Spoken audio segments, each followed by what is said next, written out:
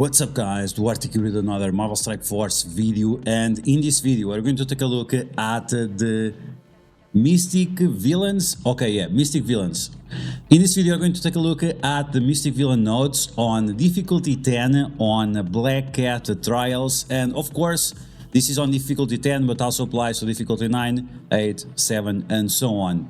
I'm gonna try to use the most common characters that people use right now in the meta, so hopefully this will help you out to beating these nodes and also achieving the score that you want to obtain for the Black Cat trials. Black Cat is a very important character and it's going to be part of arena meta, but it's also going to have some relevance in Alliance Wars as well, probably other game modes too.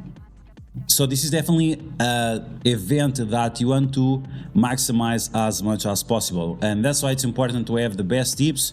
And where you can find them, you can find them here. Okay, so the tips that I'm gonna give you, it allow me to get top 10 in the current leaderboard. I'm still going to do one more run in the near future. I'm just waiting for the 5 shards of Star-Lord on the calendar that we have going on right now, which is greatly going to help me with my third run. Okay, so we're gonna talk about ISO weights that you might want to change in order for you to facilitate your journey throughout these villain nodes, and also which enemies you have to attack and so on. So as always, if you like the information on these videos, make sure you share it to your friends on Facebook and Discord. If you're new to my channel, make sure you subscribe for more Marvel Strike Force content, and make sure you smash that like button. Okay, so let's get started. Let's take a look at the villain mystic nodes and see exactly what you have to do in order to be successful. Okay guys, so here we are on node number 3, and we are going to use Darkhold with Dormammu and Hela. These are quite popular characters that we are using right now in Cosmic Crucible, in Alliance Wars and so on. And because of that, I think it's great to use them. Now, some people would say that, oh, but we can use Doctor Doom and so on. Yes, that's true, but you have to be careful because you don't want to use your Doctor Doom all the time. You might end on a situation where you don't have full energy on him, so you kind of want to use alternative characters that are not Doctor Doom. Now, something that I strongly don't recommend is to use Hela versus Vultures, because whenever Vultures they kill one of your Gregs, then they're going to get a bunch of speed bar. And that's something I strongly recommend against, unless you are an experienced player like myself. You are using Dormammu as well, and you can actually capitalize on using your Gregs rather than them being a compromise, right? Okay, so as always, and because of this topic that we are talking about, we're going to focus on those Vultures early. You want to stun the Dr. Octopus, because otherwise he's going to heal up too much, and you also want to make sure that you spread your vulnerabilities around, especially on swarms, because they do a lot of damage and you kind of want to get rid of them as fast as possible. With Hela, if you can, try to apply Disrupt to Bishop. If you can't apply Disrupt to Bishop, you should also turn rewind the Bishop, so yes, slow. And like this will take a lot longer for him to take a turn.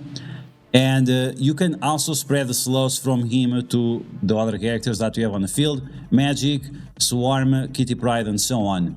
Now, in my opinion, you can pretty much ignore Kitty Pryde. She's not a big deal against your team. We have the Flex, we have Barrier, we have Drain, we have all these kind of things that will help us out. The characters you should really focus on, apart from, of course, Bishop and Swarm, is Magic. There will be a Phoenix on this node, and if you let the Phoenix and Magic to be together at the same time, well, we're gonna have a lot of problems. So make sure that you, once again, you spread your vulnerabilities around so you can drain the health of the enemies. And you want to kill the Magics before you kill the Bishop and the Swarm, because otherwise you are going to trigger the next wave, so be careful with that. Okay, we're gonna finish off that Swarm. Like I said, we're gonna leave Kitty Pryde behind, and now we are just going to spam the abilities that we have. You have to be careful with the cooldowns a little bit, but with Dormammu, you really want to make sure that you apply stun with trauma to Madeline Pryor. It's extremely important, otherwise she's going to mind control her allies and they do tons and tons of damage. Other thing that you need to do is to kill Phoenix and then Dark Phoenix as well before she does the special. If you allow her to do the special, she's going to steal health from your team, and guess what? If she steals the health, then whenever you use Dormammu again, he's not going to have the revives. So it's extremely important that you get rid of Dark Phoenix as fast as possible, and this is why you also don't want to have the magics around. Leave Mr. Sinister and Kitty Pryde for last, because you can use both of them to replenish energy on your characters. Okay, so we are back. We are going to do node number 7, I think. And on the previous node, I used the healer isolate on Dormammu and on Ella, just to make sure that all my characters were full health all the time. Because, yeah, whenever you use Dormammu, you want to make sure that everyone is full life. So, at least Dormammu, so they have the revive. In this case, because it's the last node, is no longer required, but you still want to make sure that Dormammu is able to do some damage. So because of that, I changed my Dormammu to Striker, which I usually use him as a skirmisher. So once again, it comes into play, making sure that you have the right isolate for the specific situation you are in. Now, on this node number 7, I used a sack team in order to remove the special and the ultimate of Quicksilver. If you do this, and yes, you have to sack the enemy team twice with just one character or so. In this node, you can use just one character. And if you do this, it's going to be extremely easy in order for you to beat the enemies. You have to be careful, you don't want them to focus hard on your Dormammu, and this is why the Striker Isolate is nice on Dormammu, because, I mean, he's going to drain more with his basic. Doctor Doom, as always, he should be a skirmisher, making sure that you are applying vulnerabilities to everyone, making sure that you are landing those disrupts, and setting up the table for your Dormammu or your Morgan Le Fay to just shred through the enemies. You can see right here we are spamming basic with isolate attack, and that's quite amazing. The second wave of enemies drop. As soon as it drops, you want to stun right away Archangel, and then you want to remove the positive effects from Icarus just in case, and also turn rewind him, so it takes a very long time for Icarus to take his ultimate. After that, you want to disrupt Magneto, because you don't want Magneto to get speed up and then blind your entire team, so keep that in mind. Stun Nemesis just because you don't want him to heal up the enemy team, and you also don't want him to apply a bunch of bleeds to you. Make sure that once again you are spreading the vulnerabilities. Here I completely forgot that my Dormammu was a striker and not a skirmisher, and that's why I attacked Falcon as the main target. But we should get rid of Magneto. As soon as you get rid of Magneto, you are good to go. You have to make sure that most of your characters have slow, and remember that the ultimate of Morgan Le Fay, it spreads negative effects, so make sure that you are spreading the slow from one target to another to make sure that you have enough time to attack your enemies. Whenever you see a character like Captain Sam taunting a lot, what you want to do is just to use the special of Morgan Le Fay and the basic, just to make sure that you remove as many positive effects as possible.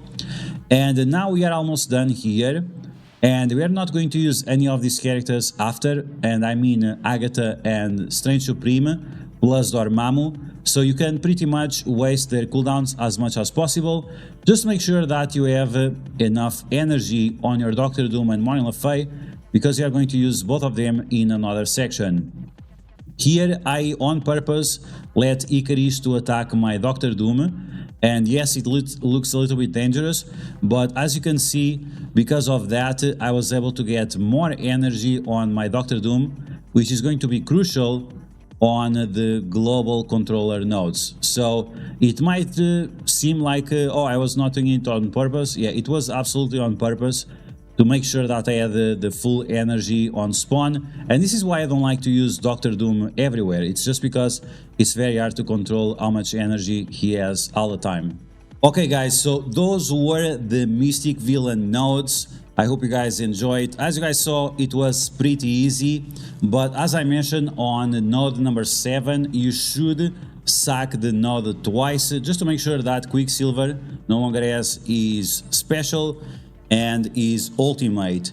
We have quite a few Mystic Villains that we can use. You could use Morbius, you could use Mordo, you can use Loki, you can use Sylvie. It's up to you to decide if you're going to use these characters elsewhere. Probably not. On node number 3, you definitely don't need it, but on node number 7, I think it's quite important if you want to make it as easy as possible, just to make sure that Quicksilver doesn't do any funny stuff or anything like that. And you can also take Nobu. It was actually funny. I took Nobu and I took Elektra, and Elektra, Elektra and Nobu, and Elektra revived 4 times in a row, and I was like, oh man, she's going to compromise my sack just because she's reviving so many times, but it was fine. But yeah, you have several options to do so. Make sure that you sack at least with 3 characters, just to make sure that the enemies can attack, and something you can do is put them far apart from each other. So you can put one in the middle, then empty spaces on the sides, and then you put another 2 characters at the edges. And like this, you'll make sure that the enemies always waste their turns attacking each of the targets, and you don't get your sack compromised just because the characters were adjacent. So that's going to be the video, guys. Once again, this allowed me to get top 50 in the Black Cat trials, and I hope you guys enjoyed this video. If you did, make sure you smash that like button, and if you found the video helpful, make sure you share it with your friends on Facebook and Discord. If you're new to my channel, make sure you subscribe for more Marvel Strike Force content, and I will catch you guys later.